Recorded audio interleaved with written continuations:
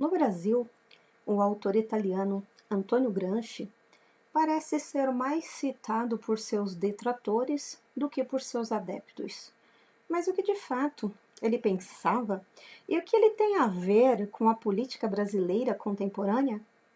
É isso que você verá hoje. Então, no vídeo de hoje, o episódio 9 da série O Cristão e as Ideologias. O povo que não conhece a sua história está condenado a repeti-la. Análise histórica e crítica sobre o pentecostalismo universal. Se inscreva, curta e compartilhe. Este é mais um vídeo introdutório para se chegar no ponto em que desejamos provar que é incompatível ser um cristão autêntico e se declarar marxista, esquerda, socialista ao mesmo tempo. Ainda estamos tratando de pontos teóricos, porém primordiais para uma boa compreensão do assunto da série O Cristão e as Ideologias. Formado em letras na Universidade de Turim, Antonio Gramsci começou ainda jovem a colaborar ativamente com publicações de esquerda. Ele militou no Partido Socialista Italiano e depois no Partido Comunista Italiano, que ajudou a fundar. Gramsci se entusiasmou com a Revolução Russa de 1917, embora tenha feito críticas a Stalin.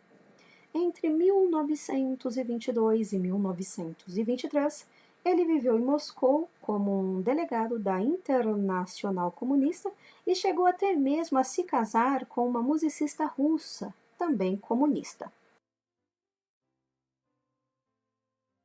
Os escritos de Gramsci chamam a atenção pelo tamanho. Os Cadernos do Cárcere, sua principal obra, soma, no formato original, um total de 33 volumes. A tradução brasileira tem cerca de 3.000 páginas. Ainda mais surpreendente é o fato de que toda essa obra foi escrita na prisão.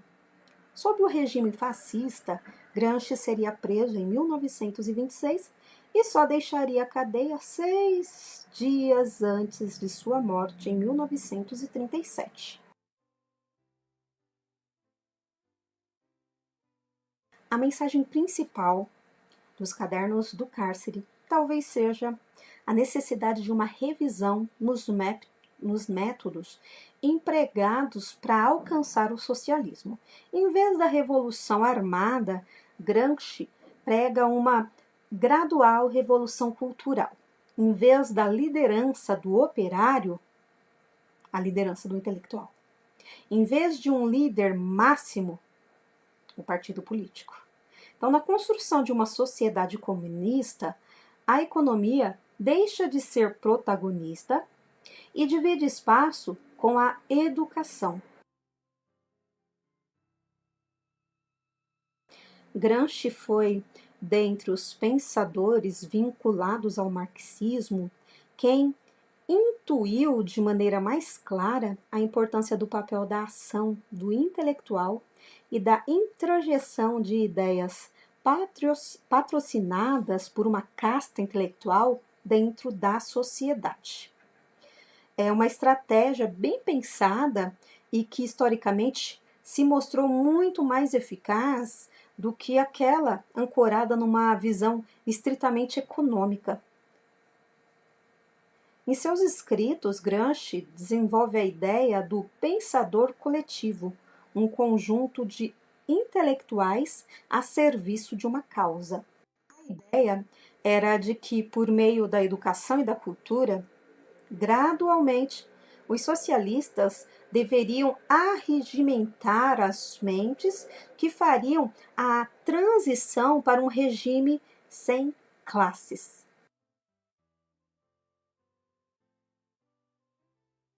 Foi para se contrapor a essa ideia que o filósofo Olavo de Carvalho lançou em 1994 o livro O Imbecil Coletivo, no qual ele refuta intelectuais proeminentes na esquerda brasileira à época.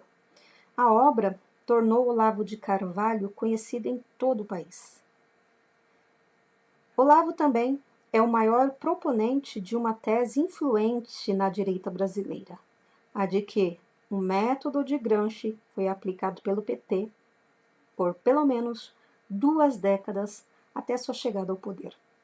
Entretanto, é difícil medir quanto do sucesso do PT foi fruto da adoção consciente de conceitos de Gramsci e quanto foi consequência natural da ascensão das ideias de esquerda no ambiente acadêmico e cultural, iniciada ainda sob o regime militar.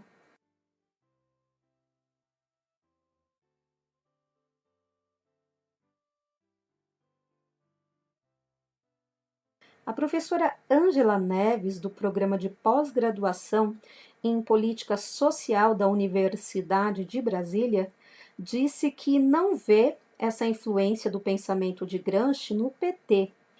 Ela diz que há várias correntes ali dentro, inclusive stalinista. Já o professor Denis Xavier diz que o predomínio do PT teve múltiplas causas. Atribuir isso a uma tática gramscista é reduzir o problema a um espectro único. Tem outras explicações acessórias que vão dar um quadro geral desse fenômeno, mas ele comenta que, consciente ou inconscientemente, a estratégia desenhada por Gramsci continua sendo aplicada com enorme sucesso. Basta ver como a mídia se dobra a esse discurso determinado por uma meia dúzia de intelectuais insensatos que se tornam voz de autoridade, independentemente dos fatos. Ângela Neves afirma ainda que Gramsci não era reformista, era um pensador marxista, revolucionário. Mas para ele, o caminho para chegar a um socialismo era pela via cultural, no terreno da sociedade civil e nos processos de tomada de decisão. Bem, pessoal, eu trouxe um breve relato sobre o gramscismo, falei sobre o militante, Antônio Gramsci, suas obras, sobre essa revolução cultural e trouxe um contraponto para o gramscismo. Então, vocês percebem aí, em cada vídeo dessa série que eu vou trazendo, o quanto essa realidade da inserção das ideias marxistas entraram sorrateiramente, e esses esquerdistas, comunistas, marxistas, para ridicularizar, para desvalorizar o pensamento de direita, colocam o estigma de que pessoas que defendem ou que defendem a direita ou contradizem a esquerda são fanáticos. Isso para descredibilizar as verdades da direita, consequentemente da cultura judaico-cristã. Então, continuem acompanhando a série O Cristão e as Ideologias aqui no canal, que esses vídeos, como eu disse no início, são apenas introdutórios para o aprofundamento, para a compreensão de que é incompatível, é inconcebível se declarar cristão e, ao mesmo tempo, marxista. Então, através dessas informações, estamos montando um arcabouço suficiente para a compreensão dessa incompatibilidade. Até o próximo vídeo.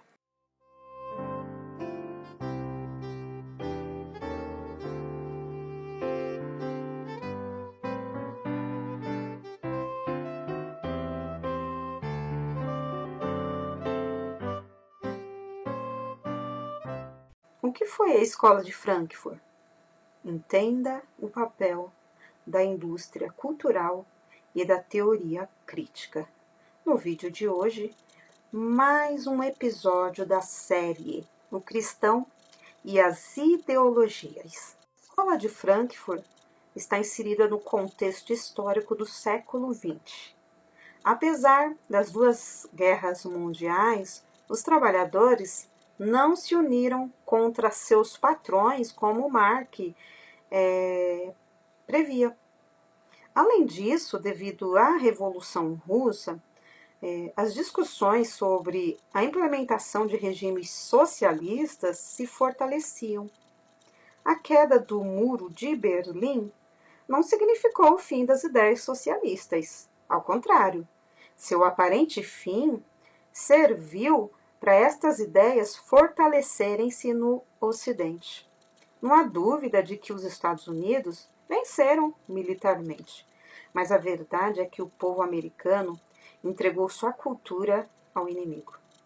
Todavia, antes de entender o que foi a Escola de Frankfurt, é preciso retomar o socialismo tal qual Marx o concebeu, um aspecto da filosofia de Hegel e as principais características da cultura ocidental.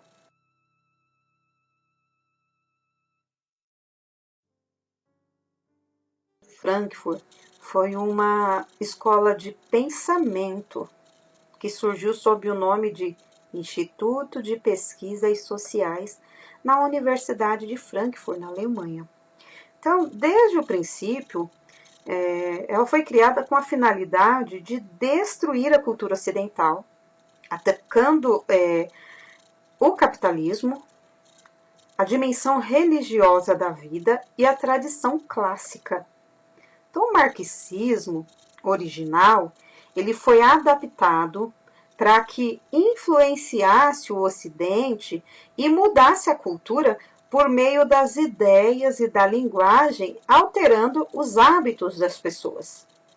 Os principais pensadores da escola de Frankfurt eram filósofos ou sociólogos marxistas. Filósofo e sociólogo, junto com Adorno, desenvolveu o conceito de indústria cultural, presente no livro A Dialética do Esclarecimento. Filósofo, sociólogo e músico, autor dos livros Dialética Negativa e A Ideia de História Natural, defendia a educação como a forma de emancipação do sujeito. Filósofo, sociólogo e economista, foi cofundador do Instituto para a Pesquisa Social de Frankfurt e seus trabalhos mais proeminentes estudaram as relações entre capitalismo e Estado. Sociólogo e filósofo, decidiu-se a apontar as relações entre capitalismo e sexualidade, bem como as questões que envolvem raça e exclusão social. Psicanalista, filósofo e sociólogo, utilizou bases do pensamento marxista aliadas aos elementos da psicanálise. Em seus trabalhos, ele analisava as relações sociais, a família e outros elementos que interferem na formação da pessoa. Filósofo e sociólogo, integrou a segunda geração da Escola de Frankfurt. Seus trabalhos eles analisam as relações entre política, comunicação, linguagem e discursos. As ideias desses teóricos permanecem vivas nos dias de hoje, sobretudo nas universidades e nas grandes mídias de comunicação. A partir do ensino acadêmico e da formação de novos profissionais, as ideias frankfurtianas permeiam a cultura. Esses pensadores desenvolveram o marxismo cultural, uma vertente já existente das ideias de Marx. Antônio Gramsci vira na União Soviética os limites da teoria marxista. Então foi quando ele entendeu que era preciso mudar a cultura para implantar nas pessoas a mentalidade socialista. Então, a ele, a Gramsci, deve-se o marxismo cultural. Entretanto, restava ainda a necessidade de estudar como implantá-lo na mentalidade das pessoas. Em 1923, Félix Weil, filântropo e acadêmico alemão de origem argentina, fundou um Instituto de Pesquisa Social na Universidade de Frankfurt. Ele fundou conjuntamente com George Lukács, um filósofo marxista. A função do Instituto era estudar a civilização ocidental para entender como destruí-la. Então, efetivamente, sua fundação ocorreu no dia 22 de junho de 1924, colocando em prática o que no ano anterior eram apenas ideias. 6 anos mais tarde, em 1930, outro teórico marxista assumiu o cargo de diretor da Escola de Frankfurt. O nome dele é Marx Horkheimer, do qual a gente vai falar ainda um pouquinho sobre, tá? Em 13 de março de 1933, o Instituto Frankfurtiano foi fechado pelo governo prussiano na ausência de seus diretores, Marx e Frederick. Então, alguns meses mais tarde, o edifício foi expropriado e cedido para a utilização da Liga Estudantil Nacional Socialista. Já na década de 40, durante a Segunda Guerra Mundial, muitos integrantes judeus da Escola de Frankfurt transferiram-se para Genebra, na Suíça, Paris, na França e Nova York, Estados Unidos. Então, a mudança compulsória que sofreram foi ocasião para a difusão de suas ideias em outros países. Tratando-se de uma escola de análise e pensamento filosófico, o objetivo da Escola de Frankfurt foi, como eu já disse, destruir a cultura ocidental a partir de uma ótica marxista.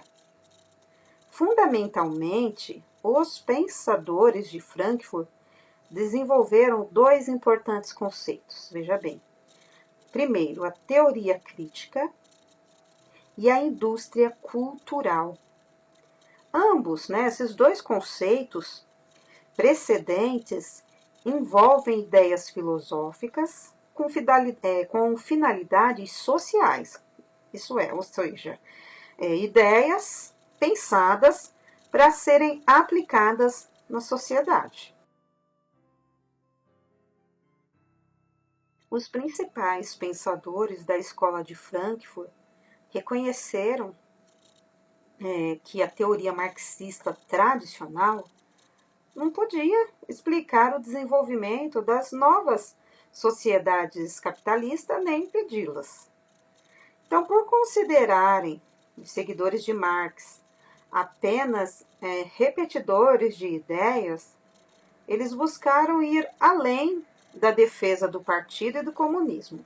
Então, somou-se a isso a percepção que tiveram, assim, a revolução não iria atingir o sucesso pleno e mundial que Marx descrevera. Ao menos não conseguiria pela violência, se fosse causada por guerrilhas ou por governos ditatoriais. O marxismo original foi complementado com a psicanálise freudiana. Então, a filosofia existencialista e a filosofia da linguagem. Então, a própria ideia positivista ela foi desacreditada. De acordo com alguns positivistas, o avanço moral da sociedade caminharia lado a lado com o avanço da ciência e da escolarização. Então, apesar disso, o aumento das tecnologias, do conhecimento e da educação não foi capaz de impedir as guerras. Era preciso mudar o foco. Os estudos filosóficos da Escola de Frankfurt ficaram conhecidos como teoria crítica, opondo-se à teoria tradicional. A tradicional foi criada para ser neutra, a crítica para destruir a realidade e reconstruí-la segundo a ideologia marxista. Então, tradicionalmente, estudavam-se os conceitos e apenas depois de entender a realidade de forma objetiva e verdadeira, analisava-se quais ações eram necessárias para gerar alguma mudança. A teoria crítica, ao contrário, critica o máximo possível as condições sociopolíticas e econômicas, focando não a análise da realidade, mas a crítica em primeiro lugar. Na dialética hegeliana, a crítica recebeu ainda mais força. O importante é criticar o máximo possível, desconstruir, rejeitar, ridicularizar e ocultar o máximo possível dos valores ocidentais. Então, o modo de operar frankfurtiano não é construtivo, é sempre destrutivo.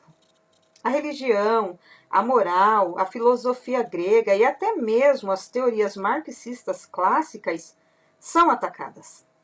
A teoria crítica é a politização da lógica. Horkheimer, ele declarava que a lógica não é independente do conteúdo, mas sim um instrumento político. Esse raciocínio aplicado significa dizer que um argumento lógico apoia a destruição das bases da cultura do Ocidente. Por outro lado, se as defende, é ilógico. E surgiu também a noção do politicamente correto, que despreza o debate aberto e sem censura. Quanto mais o discurso for censurado e impedido de chegar às pessoas, mais facilmente se distorce a realidade para fins ideológicos. Então, os principais pensadores da escola de Frankfurt, eles consideravam que a verdade é algo impossível de ser encontrado. Sendo assim, ensinaram que as ideias precisam sempre estar em choque, como explicado na filosofia de Hegel. Então, a teoria crítica é ensinada principalmente nas universidades, para que os estudantes aprendam a rejeitar a civilização ocidental e tudo o que ela representa. Acreditam que somente assim o homem será livre e o mundo um lugar melhor. Um problema ainda maior é que os pensadores de Frankfurt, eles não tinham um projeto para ser aplicado após a destruição. Seguindo os passos de Hegel, os neomarxistas esperam que da ruína, do caos, a ordem surgisse de alguma maneira desconhecida. Para Horkheimer, o objetivo da teoria crítica era libertar os seres humanos das circunstâncias que os escravizam.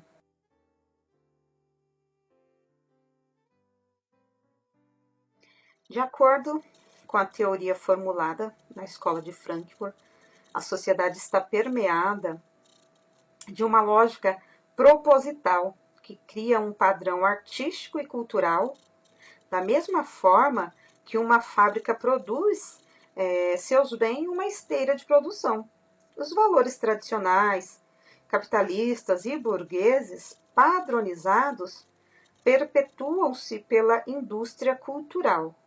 Tudo que é produzido destina-se a sustentá-los. Então, as relações trabalhistas consolidadas assim por anos, somadas aos meios de comunicação, dizem os frankfurtianos, manipula a população sem que esta perceba. Teodoro Adorno e Marx Horkheimer, eles defendiam que esta é uma das maneiras utilizadas pela cultura capitalista para dominar a sociedade. Por isso, a indústria cultural é uma forma do capitalismo manter as pessoas alienadas e produzindo uma cultura que não resolve as injustiças sociais entre as classes. Os pilares, para vocês terem uma ideia, da indústria cultural são basicamente o quê? Cultura erudita, cultura popular, cultura de massa. A cultura erudita ela é produzida por uma elite cultural refinada, com alto valor estético e mais elaborada. Então, para os pensadores de Frankfurt, deveria ser preservada e usada como meio de atingir as camadas intelectuais com ideias marxistas. Já a cultura popular também é considerada autêntica, está vinculada às culturas tradicionais, intuitivas, vividas pelo povo, sem refinamento técnico. Então, igualmente, é um meio para garantir que a desconstrução ocidental alcance quem? As camadas populares. Já a cultura de massa ela é considerada inautêntica, porque é entendida como resultado da fusão dos elementos capitalistas. Então, segundo os teóricos, os teóricos de Frankfurt, ela é pensada para perpetuar o domínio burguês em todas as classes sociais. A função da cultura de massa é entreter as pessoas para que se distraiam dos verdadeiros problemas. Então, por essa razão, deve ser destruída e o instrumento para tal é o quê? A crítica. Já na dialética de Hegel, a dialética de Hegel é um meio de combate para que, por meio dele, surja algo melhor. Na escola de Frankfurt, considera-se que os trabalhadores não se uniram contra aqueles que os oprimiam, porque estavam embebecidos da cultura de massa que os impediu de lutar. A conclusão a que esses pensadores chegaram é que a militância, a revolução cultural e uma nova educação artística seriam fundamentais para a libertação da opressão que atinge a sociedade.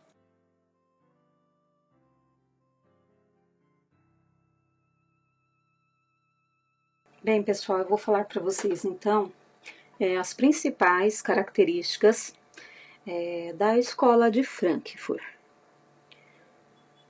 Influência marxista, com reformulações da psicanálise, linguística e existencialismo. Uma outra característica também da escola de Frankfurt é inspiração de teóricos marxistas como Marx, Gramsci, Sartre, Hegel, Freud, Lukács, Kant e Weber. A finalidade, como eu já falei, é a destruição da cultura ocidental. Também uma oposição ao sistema capitalista, ao cristianismo, à filosofia grega e ao direito romano. Instrumentalização da ciência para uso ideológico, relativismo, difusão do pensamento crítico pelas mídias, livros, escolas e universidades. A adoção do hegelianismo que busca o poder criativo do mal. Libertação do ser humano pelo prazer, educação, arte, militância e revolução cultural. Adesão ao antipositivismo, anticonservadorismo, teoria crítica e indústria cultural. E, por fim, tática de alteração da cultura de forma não imediata, mas lenta e gradativa ao longo de gerações. São essas algumas das características da escola de Frankfurt.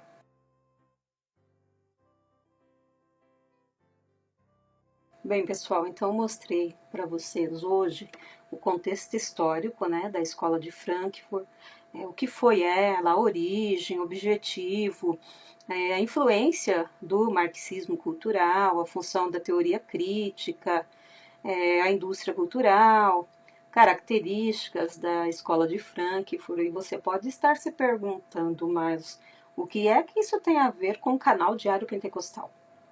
Como eu disse no início, esse vídeo faz parte da série O Cristão e as Ideologias.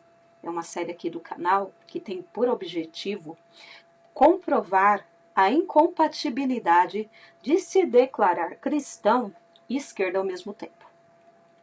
E para a gente chegar nos vídeos mais práticos, digamos assim, a gente precisa caminhar por esse arcabouço teórico, pelo menos ainda que básico, mas precisamos passar por isso para vocês compreenderem que tudo que vocês percebem, sentem, veem de influência esquerdista não veio de forma natural, inocente. Você percebe que foi algo pensado, né, para destruir essa cultura ocidental, a cultura judaico-cristã. Vocês percebem a diferença nos jovens, nos adolescentes dessa geração. Vocês percebem os prejuízos causados por essas influências esquerdistas, né, marxismo cultural, que muitas das vezes, ou na maioria das vezes, por parte dos esquerdistas, eles dizem que é fanatismo, é teoria da conspiração, que eles não têm isso nada, não pensam sobre isso. Daí a importância, por isso que eu trouxe aqui, para vocês verem que eles acusam as pessoas que não são de esquerda de serem fanáticos, isso para ridicularizar, né, desacreditar essa ideologia, esse posicionamento de direita. Então, essa é a intenção de passar esses vídeos inicialmente teóricos sobre ideologias, para nos próximos vídeos a gente colocar isso na prática, no dia a dia. Eu vou trazer exemplos para vocês de influência marxista no dia a dia da igreja, que isso infiltrou nas nossas igrejas, talvez por ignorância, talvez por concordar com elas. Alguns ministros, pastores, permitiram que essa ideologia adentrasse os muros da igreja. Então é sobre isso que a gente vai falar. Não perca os próximos vídeos. Porque ultimamente tanta gente está falando sobre socialismo fabiano nas redes sociais? No vídeo de hoje, os 7 pontos para entender do que se trata. Este é o 10º episódio da série O Cristão e as Ideologias.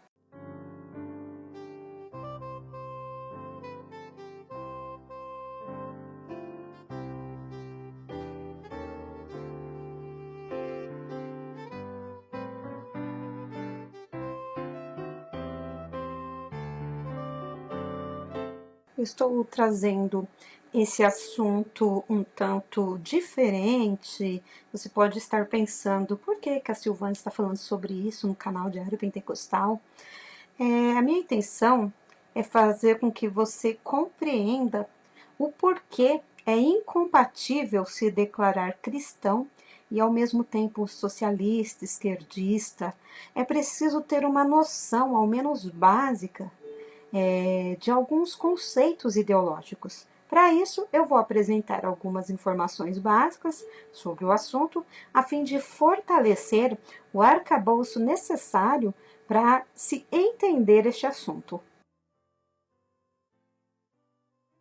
O socialismo fabiano é uma doutrina que surgiu no final do século XIX, após o manifesto de Karl Marx do Partido Comunista. Mas, diferentemente do marxismo, desse manifesto de Karl Marx, os fabianos, eles viram que a transição para o socialismo deveria ser feita de forma gradual, sem ruptura revolucionária. Então, o socialismo fabiano, ele prega igualdade de oportunidade para todos, redistribuição de riquezas e justiça social, mas mantém o direito à propriedade privada e à economia de mercado, embora regulamentada pelo Estado, o que também é diferente da proposta da corrente marxista, que defendia o fim da propriedade privada e a socialização dos meios de produção. Então, o socialismo fabiano é considerado um socialismo cor-de-rosa, que aproveita algumas ideias do capitalismo, mas que tem no Estado um regulador da economia e provedor de necessidades básicas da sociedade. Ao contrário do que muitos imaginam, o socialismo fabiano não nasceu na Rússia, ele nasceu no Reino Unido. Então, na época, o país vivia um capitalismo, entre aspas, capitalismo selvagem, né? Nas palavras do professor dela, Justina, que resultou em pobreza e péssimas condições de trabalho para boa parte da população. Neste cenário, um grupo de intelectuais britânicos se reuniu e, em 1884, fundou a Sociedade Fabiana, o mais antigo instituto de estudo político britânico, conforme descrito no site da própria organização.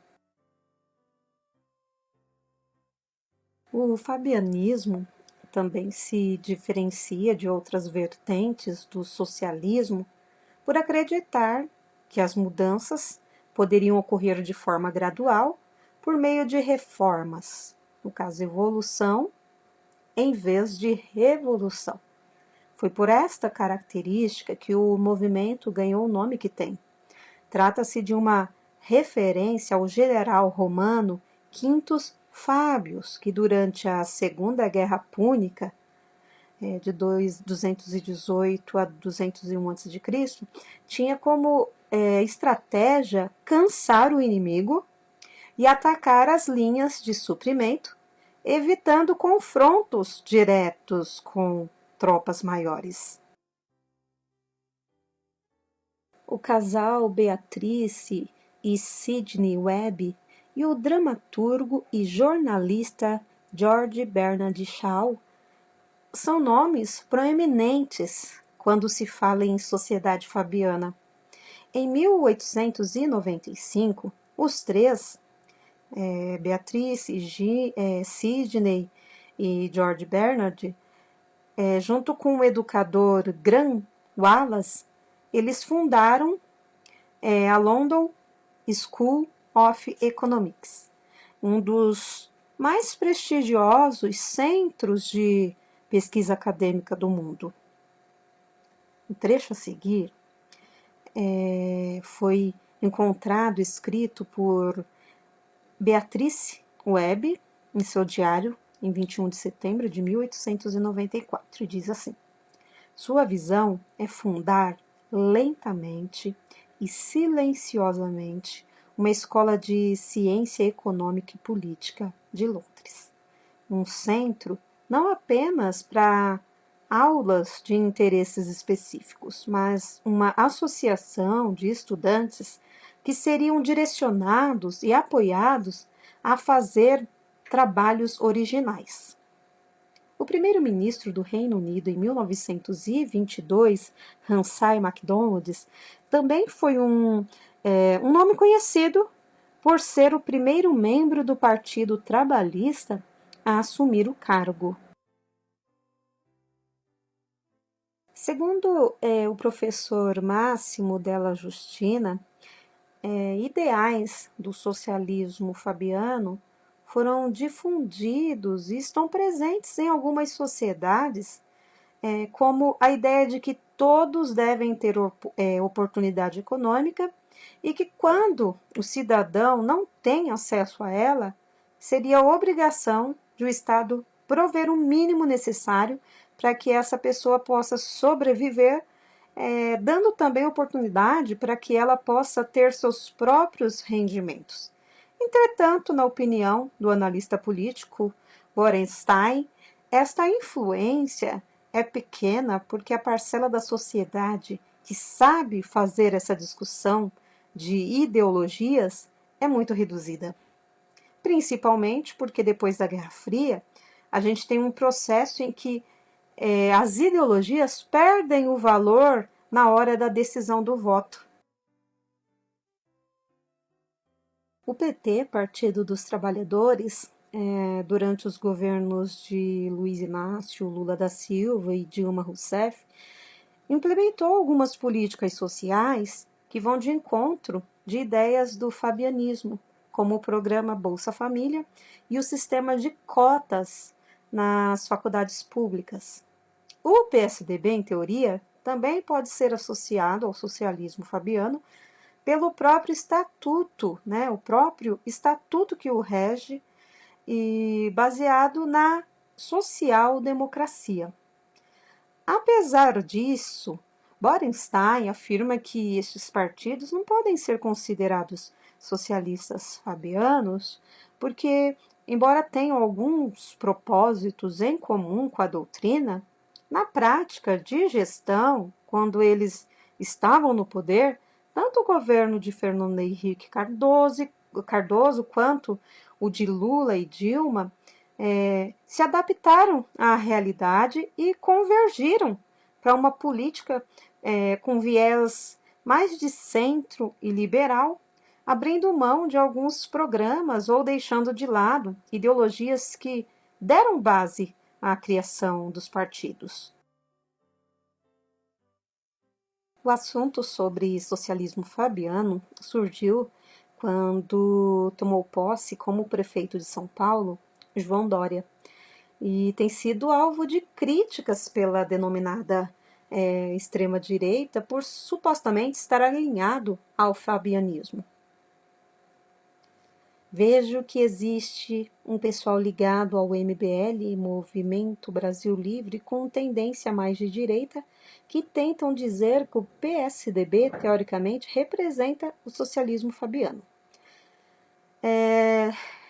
Borenstein fala que ligar o partido e o candidato deste partido ao socialismo fabiano é a forma que os estrategistas deles, eles dizem pró-Bolsonaro, encontraram para desconstruir a imagem de um adversário que segue o mesmo viés de direita. O analista político Borenstein acredita que Dória não seja um socialista fabiano. Ele acredita que ele seja um empresário a favor de privatizações e que desde que assumiu a prefeitura de São Paulo, ele não percebeu mais nada do ponto de vista ético que possa ser usado para criticá-lo.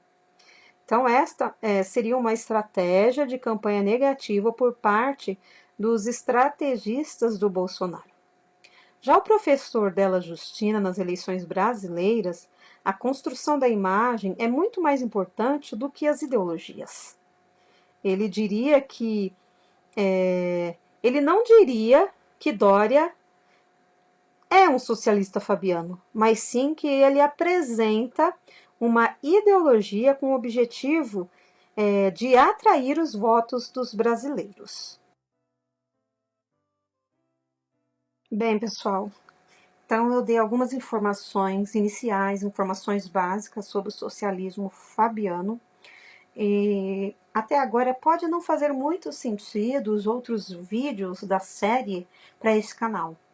Mas assim que a gente terminar essas questões teóricas sobre marxismo, socialismo, comunismo, eu entrarei em vídeos mais didáticos, onde vocês compreenderão perfeitamente a discrepância, a incompatibilidade entre se declarar cristão e ao mesmo tempo de esquerda. Porque nada podemos contra a verdade, senão pela verdade. 2 Coríntios 13:8. Se inscreva, curta e compartilhe. Análise histórica e crítica sobre o pentecostalismo universal.